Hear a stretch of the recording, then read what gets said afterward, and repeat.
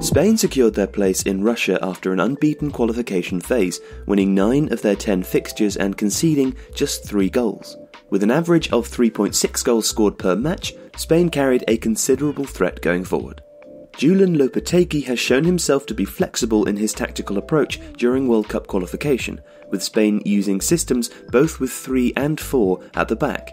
In their toughest games in that group, against Italy however, he set a consistent stall-out. David de Gea featured in goal, with the back 4 of Dani Carvajal, Sergio Ramos, Gerard Piqué and Jordi Alba ahead of him.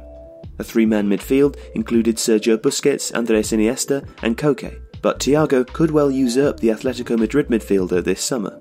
Spain will likely go with a number 9 with 2 wider midfielders floating in field to encourage their fullbacks to push on, but talk of a false 9 can never be entirely dismissed. Lopetegui should opt for the presence of Diego Costa to lead the line, but Rodrigo Moreno is a mobile, associative presence that isn't afraid to press intensely and work hard.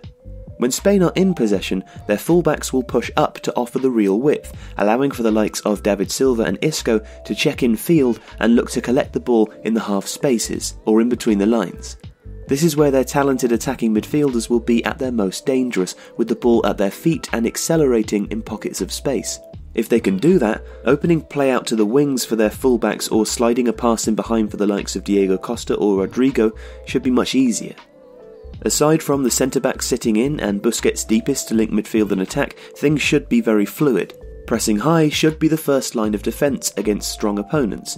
After losing the ball deep in the opposition half, the first thought is to step up and force riskier passes rather than retreating cautiously to regroup and allowing their adversaries to have time and space to build.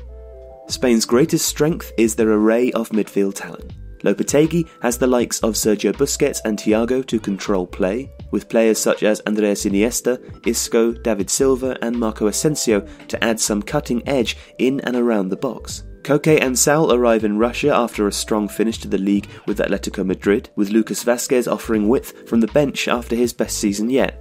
Spain have a good blend to both keep the peace and wage war. They boast a very well-rounded squad, with the only small potential weakness being found at centre-back. Sergio Ramos has a reputation for some rash defending and doesn't boast the pace that he used to. Alongside him, Gerard Piqué is no slouch, but the combination of the two could be something that sides with quick forward options could potentially capitalise on, especially on the counter-attack. While this season hasn't seen Isco be as consistently key for Real Madrid in comparison to his brilliant performance at the tail end of the 2016-17 campaign, gradually the diminutive midfielder has received some opportunities and gained some momentum. Armed with fantastic vision, technical ability and cutting edge around the penalty area, Isco will be an exciting addition to a fluid attack. Whether it's been for his club or country, Marco Asensio has shown that he is ready to contribute at the very top level. Since starring for Spain's under-21s last summer in Poland, the young midfielder has continued to progress at a frightening pace. His acceleration and drive make him a fantastic option from the bench against tired legs. Julen Lopetegui's side boasts plenty of midfield talent, a deep wealth of defensive options, and have seen their striking problems solved during the last La Liga season. Previously, Diego Costa and Alvaro Morata appeared to be the only ways forward, but Iago Aspas and Rodrigo's explosion onto the scene leaves Spain with the arsenal required to massively improve on their last World Cup outing. If you want to keep up with Spain or any other World Cup team this summer, the best place to go is the OneFootball app. There's constantly updated news, squad information, fixture lists, and all the rest. Take a look at the link in the description to download it and find out more. Thanks for watching.